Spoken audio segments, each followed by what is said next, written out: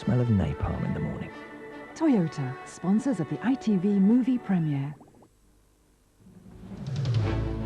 On the ITV Nightly News, the latest reaction to the acquittal of Private Lee Clegg.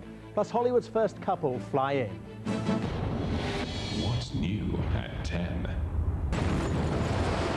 Annie, I've killed her! How do you defend someone who won't defend themselves? You tell the first two people you see that you did it, and the police find a box of matches in your pocket. You're gonna have to talk to me. For Kavanagh QC, it's a generation gap difficult to cross. You won't ever forget the mistake you're making. Kavanagh QC, Monday from 9 and uninterrupted at 10 on ITV. That's followed by comedy. Life Gets Grimmer for Gordon Grimley at 10:30 Monday. No matter who does the shopping, you're better off with money off. You should see Farmfoods' better offers. 10 pork and turkey sausages, half price 44 pence. Filled Yorkshire puddings, half price 64 pence. 4 Cadbury's minis, half price 84 pence. In Farmfoods, even he can't miss.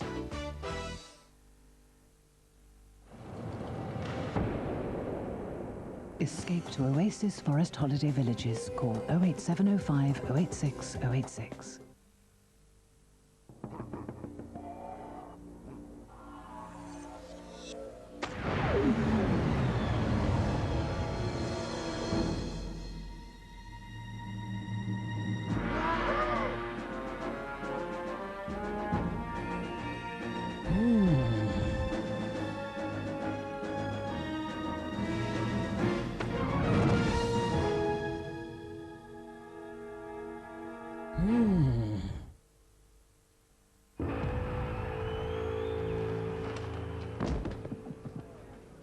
What have you been saying, Henry? Here you go, gentlemen. Your Pizza Hut Sicilian meal deal. Shall I do the honours? Nah, you want to let the waitress. You might leave me out. Get a Sicilian pizza with a garlic and herb 1-2 combination and 2 Pepsis, all for just $9.99. Your place or ours. I think I can do this, one of these flips, come on. Leave it, Henry. Forget about that. Oh, my... What? We have a young lady here who's done some sinful and shameful things. What have you done, Claire? I stuck gum under tables and chairs. Where, Claire? Mainly at work. Anything else? I once stuck it in my sister's head because she said I had thighs like my mother. Ah, take a packet of Trebor extra strong mints, then say it. Thank you, Trebor.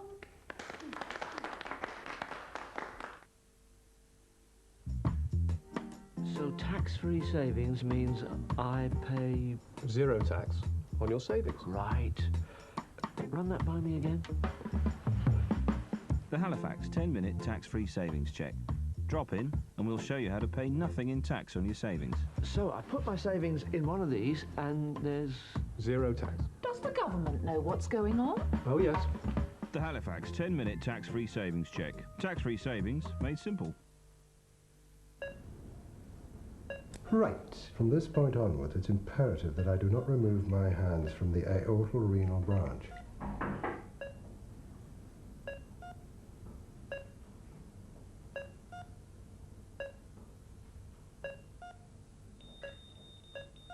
Next Monday morning at 8:15, you could win £5,000. Just make sure you can get to a phone. Birthday Bonanza on BRMB.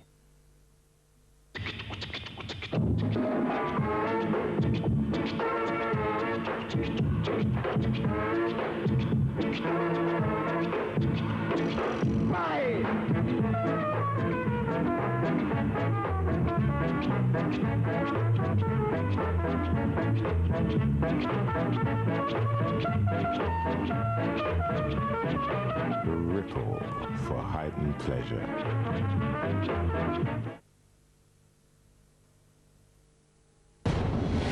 What's new at 10? The thing I felt guilty about was the fact that I'd done it in her bed. For you to justify my love. I just fell head over heels in love with him. Praying. I deeply regretted what I'd done. Justify my love. Infidelity. Friday at 10. ITV. So now what? There's another chance to catch the first episode of Wonderful You at 11:35. Now, though, it's news time. Anger as Private Clegg is cleared of murder. Set to halve in price the cost of many everyday drugs. Lennox Lewis weighs in tonight for the fight of his life. And Hollywood's first couple fly in to pay tribute to a movie genius.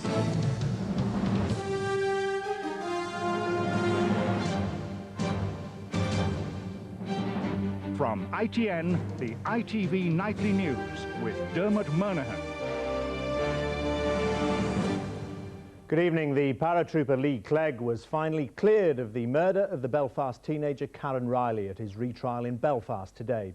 The case has been bitterly controversial, dating back nearly 9 years through a succession of appeals. Private Clegg wept with relief today. Sinn Féin said the verdict added insult to injury for Miss Riley's family and couldn't have come at a worse time for the peace process. John Irvine reports from Belfast. Tonight, Lee Clegg is staying at an army barracks outside Belfast, celebrating his acquittal and preparing for the trip back to Yorkshire tomorrow. Driven to court in a police Land Rover this morning to learn his fate, the verdict on the paratrooper was always going to be controversial. Unionists have welcomed it, nationalists condemned it. Nearly 9 years ago, an army patrol opened fire on a joyrider's car in West Belfast, killing 2 teenagers. Lee Clegg was convicted of the murder of Karen Riley, but 2 years into his life sentence, he was freed on licence, a decision that caused outrage and rioting in parts of West Belfast. Today, the retrial judge acquitted Clegg of murder, but convicted him of attempted wounding. The soldier showed little emotion in the dock, but in private later, he wept. Lee and his family are completely overwhelmed by the news. It's fantastic. Karen Riley's father, Sean, left court without comment. He knows it's now highly unlikely that any paratrooper will ever be held accountable for killing his daughter. Tonight, Belfast is quiet. There's been no trouble following the verdict. How different things were 4 years ago when Lee Clegg was freed after serving just 2 years of his life sentence. Then, of course, his case was exceptional, but nowadays, because of the Good Friday Agreement, the early release of prisoners has become the norm. John Irvine, ITN, Belfast. The ground shifted in European politics today with the shock resignation of the German finance minister Oskar Lafontaine. A left-winger and strong advocate of European tax harmonisation, he was the loser in a power struggle with the German Chancellor Gerhard Schröder. Lauren Taylor reports. After less than 6 months as finance minister, Oskar Lafontaine had become a controversial figure not just at home but abroad. Known as Red Oscar for his strongly left-wing politics, he was openly at odds with the German Chancellor Gerhard Schröder over economic policy. His determination to push ahead with tax changes was what prompted a final showdown with the Chancellor and his resignation. His departure is expected to strengthen what had become a divided government. It was his outspoken demands last year for EU tax harmonisation that irritated the British government and turned him into a bogeyman for the Eurosceptic press, who portrayed him as the arch-federalist. Those in the pro-Euro lobby are not sorry to see him go. While he was around, he was a very easy target for the Eurosceptics. And I think it makes it much easier now to push forward the cause of the euro, and it makes it much easier, I think, for the government to have closer relations with the German government. Officially, the government won't comment on Mr. Lafontaine's resignation, but secretly ministers will be relieved to see the back of a man whose policies and style were so far removed from New Labour. And that relief also seems to have been reflected in the city, where news of Mr. Lafontaine's departure prompted a jump in the value of the euro. Lauren Taylor, ITN, Westminster. Ali Fayed, brother of the Harrods owner Mohammed Al Fayed, was granted a British passport today. Both men last applied and were turned down in 1995. Mohammed Al Fayed said tonight he's confident that he too will now be granted citizenship. Big price cuts are expected on over-the-counter drugs like cold and headache remedies after a ruling by the Restrictive Practices Court today. It authorised the Office of Fair Trading to go back to the High Court to challenge the system which still allows price fixing. Andrea Catherwood reports. The cost of thousands of products we buy over the counter in chemists could soon plummet if the recommended retail price set by manufacturers is abolished. Big chemist chains welcome the move. By being able to reduce medicines by around on average 20%, those savings will benefit everyone in the community, but in particular the sick and the elderly. Supermarkets plan to offer huge discounts on popular brands. The potential supermarket savings could be enormous. Nurofen, now £1.59, could cost just 79p. Lemsip, now £2.65, could be cut to £1.33. And Synatogen Vitamin C, now £3.99, could end up at £2. But small local chemists say it could put them out of business. Butcher, the greengrocer, the fresh fish, they've all vanished into the supermarket, and we believe the same thing will happen because the public believe that prices in supermarkets are cheaper. The full court hearing is still to come, but tonight pharmacists are saying the ruling is a strong indication that the recommended retail price will go. That means more savings for consumers, but a headache for small chemists. Andrea Catherwood, ITN, London. Plans to reform Europe's farming policy, which currently costs £30 billion a year, got a mixed reception. There's debate whether today's agreement in Brussels will lead to higher or lower food prices. Under the Common Agricultural Policy, farmers have been paid subsidies for nearly 40 years. Under the reforms, they would be cut by about 20%. The government says it could save a family of four up to £70 a year in lower prices. European farmers would get up to £1 billion in compensation to soften the blow. Bill and Hillary Clinton's marriage is the subject of fevered speculation in America tonight. It looks as if it's on the rocks. She's reported to have said she doesn't want to be in the same room as the president. ITN's James Mates reports.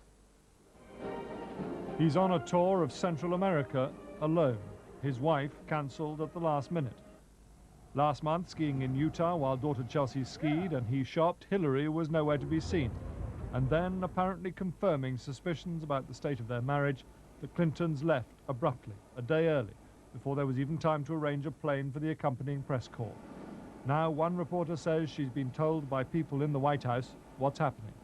They left because they got into an enormous shouting match to the point where Hillary stormed out of the room and said, "Where are my bags? I want to leave right now." Is this why she didn't go to Central America? And we're hearing that's exactly why she did not go to Central America, that she told a friend very close to her that, quote, "I don't want to be in the same room with him, let alone the same bed." The White House are denying newspaper reports, insisting, not altogether convincingly, it's a medical problem. The First Lady's back in Washington because of a recurring problem with her back. But they don't explain how all this time she's made several campaign trips to New York without any obvious signs of discomfort. Suffice it to say, the White House denials are doing little to dampen speculation here. James Mates, ITN, Washington. Prince Charles left Argentina for Uruguay tonight, but not before the Falklands came up again. This time the issue was raised to the prince's face by the mayor of Buenos Aires. Nicholas Owen has all the latest from the royal tour. In the ornate surroundings of Buenos Aires' cultural centre, the subject that's caused such a rumpus came up again only a few hours before Prince Charles was due to leave Argentina. The mayor of Buenos Aires, the man tipped to be the next president of Argentina, Fernando de la Rúa, talked publicly, as Charles had done on Tuesday night, about the Falklands, the Malvinas to the Argentines. Argentina's firm claim to recover the islands from Britain would be pursued, he said, but peacefully. This afternoon, the prince had moved on. He was welcomed at the airport serving Uruguay's capital, Montevideo. Later, he met President Sanguinetti. Uruguay is a convenient staging post en route to the disputed Falklands. This leg of the royal visit to South America is not likely to raise any diplomatic difficulties. The prince will only be spending a couple of days in Uruguay. If the welcome's warm for him here, you can be sure it'll be warmer still when he reaches the Falklands at the weekend. Nicholas Owen, ITN, Montevideo. The cost of the flood damage in Yorkshire is being put at £20 million. More than 100 homes in Malton and Norton were flooded, and appliances like fridges were still floating around today. Owners were getting their first heartbreaking look at the damage. Water levels in the worst hit areas are receding tonight, but the Environment Agency says it doesn't expect river levels to return to normal until next week. The The first of the Diana's Angels nursing teams, inspired by and named after the princess, are to be announced in the morning. They'll be devoted to supporting families with sick children. Ben McCarthy has the full story. Tonight on a children's ward, the kind of scene that Diana became very familiar with. Soon many sick children will be able to leave their hospital beds and be cared for in their own homes by nurses named after the Princess of Wales. The care of seriously ill children was one of the causes closest to the princess's heart. Tomorrow the government will launch the first Diana Children's Community Nursing Teams in her memory. Instead of nursing in hospital, they'll provide support for sick children and their families at home. The Royal College of Nursing says for seriously ill children, it's the best kind of care. The whole philosophy of caring for sick children is that they, wherever possible, should be cared for at home with their families. We have all the research to show that they do much better being cared for at home, and this is what most families want. Based in her offices here at Kensington Palace, Diana spent much of her time working both publicly and privately to support sick children and their families. It's now hoped that the Diana Community Nursing Teams, which are launched tomorrow, will act as a permanent living memorial to the Princess of Wales. Ben McCarthy, ITN, at Kensington Palace. Britain's Lennox Lewis weighed in at 17 stone 8, his heaviest ever tonight, for his world heavyweight title fight against Evander Holyfield on Saturday. Holyfield was more than 2 stones lighter. ITN's John Draper reports from Madison Square Gardens on the build-up to the fight. The British invasion's already begun, even though the fight's not for 2 days. Just the weigh-in tonight got everyone excited. From London, England, the WBC heavyweight champion of the world, Lennox Lewis. Lewis weighed in at 246 pounds, a full 31 pounds heavier than his American opponent. So would that make the difference?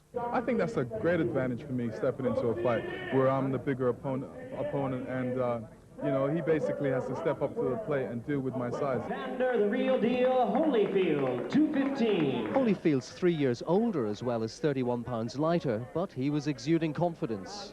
I knew this guy was going to be heavier than me, but size don't make a difference. What matters, what a man knows and what he can apply. For the US, this match could put boxing back on the sporting map again, generating the kind of interest that hasn't existed since Muhammad Ali in the 60s. For the UK, it could mean the first British undisputed world heavyweight champion for more than 100 years. John Draper, ITN, Madison Square Garden, New York. Tonight's headlines again. Republicans reacted angrily after the paratrooper Lee Clegg was finally cleared of the murder of the Belfast teenager Karen Riley. And the German Finance Minister Oscar Lafontaine resigned after he lost a power struggle with Chancellor Schröder.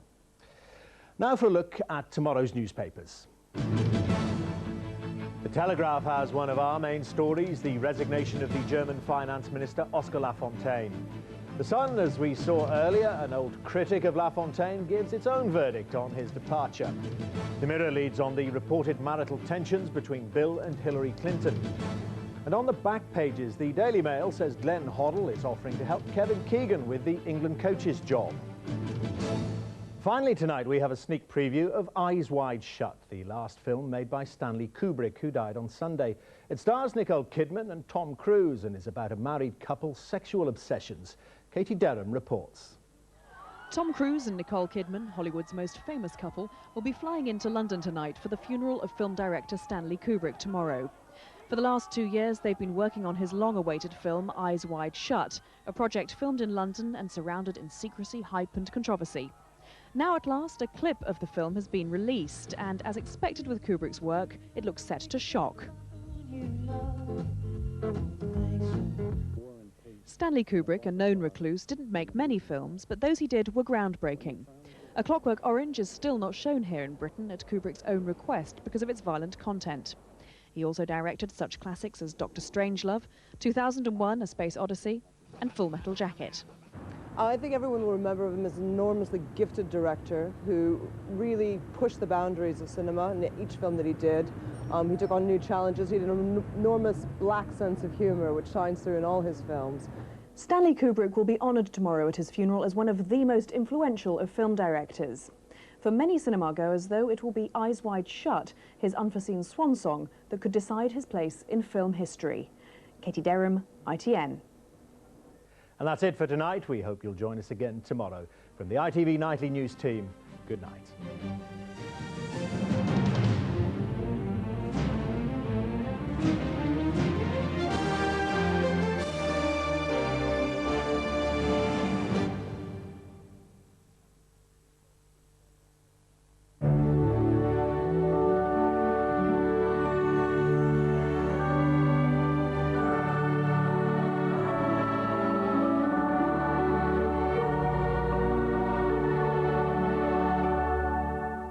Good evening. Well, by this time tomorrow, most of us will be putting our feet up for the weekend. I'll tell you what the weather's got in store in just a second. As far as the night's concerned, quite a lot of cloud around. Not as much frost as last night. In fact, most of Britain escaping without a frost tonight. Lowest temperatures 3 or 4, but there will be some showery outbreaks of rain around.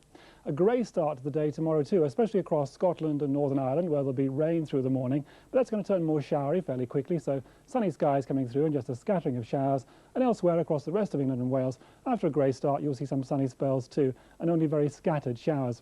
A much warmer day tomorrow for many of us. In the north and west, it won't feel much different, still around 9 degrees. But across England and Wales, a gentle southerly breeze, bringing much warmer air up from the south. Temperatures there around 13 or 14 tomorrow. It will feel a lot warmer than it was today. There's Saturday's picture. A front will continue to give outbreaks of rain in the south and east on Saturday. The rest of Britain will have a mixture of sunny spells and showers, and most of those showers will be across Scotland and Northern Ireland. As for Sunday, a little bit of high pressure in the south, so a dry day with some sunshine. Scotland and Northern Ireland, though, still 1 or 2 showers to contend with. Good night. Power Gen. Power, whatever the weather.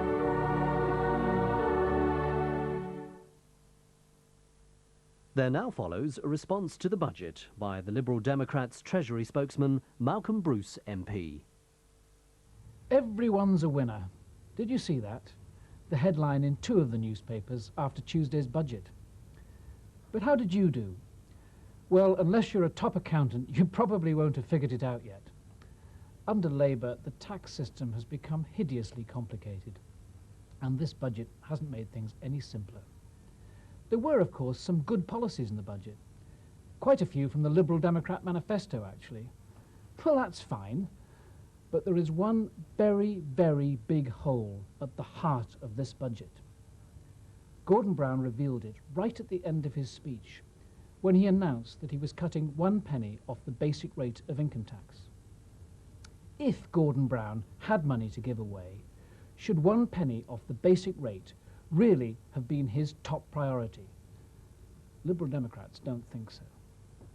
It is crazy for Labour to make a tax cut which they didn't promise before they have even delivered on their key election pledges to improve schools and hospitals.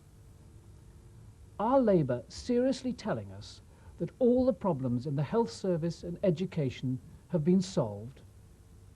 The truth is that Gordon Brown made a big mistake in promising only to spend the same as the Tories for 2 years after the general election.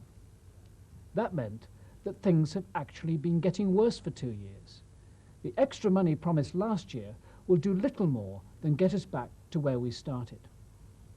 As a share of our national wealth, Labour are actually planning to put a lot less money into public services than John Major's Tory government. No wonder Britain's key public services are still in a mess. Look, for example, at what has happened to the NHS. Under the Tories, waiting lists soared.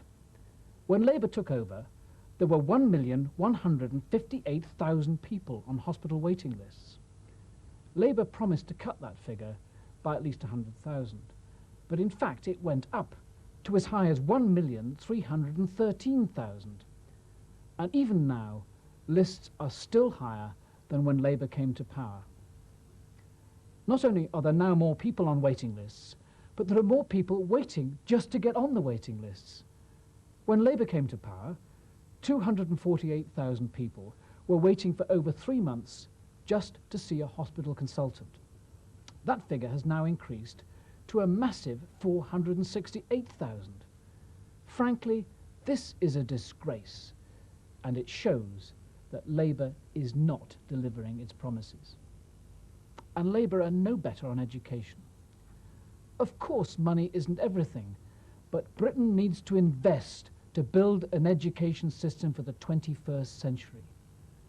Yet look at what is going on in our schools. Take Scotland as an example.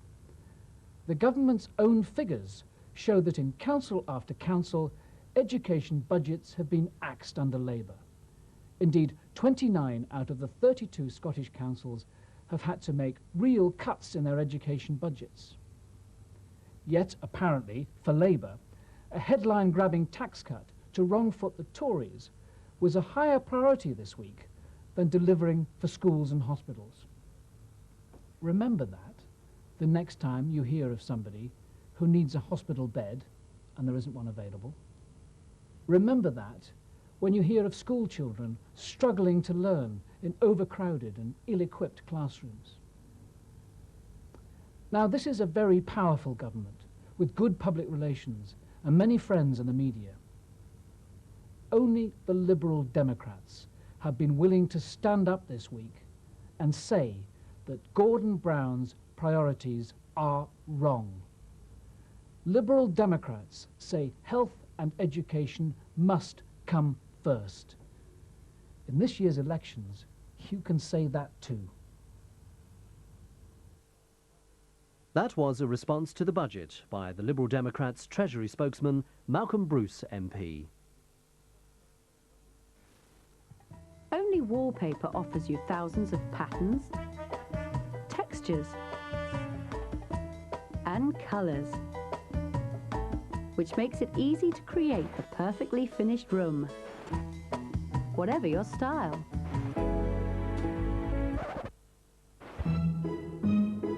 If you don't want boring, lifeless walls, adjust your view. It's got to be wallpaper.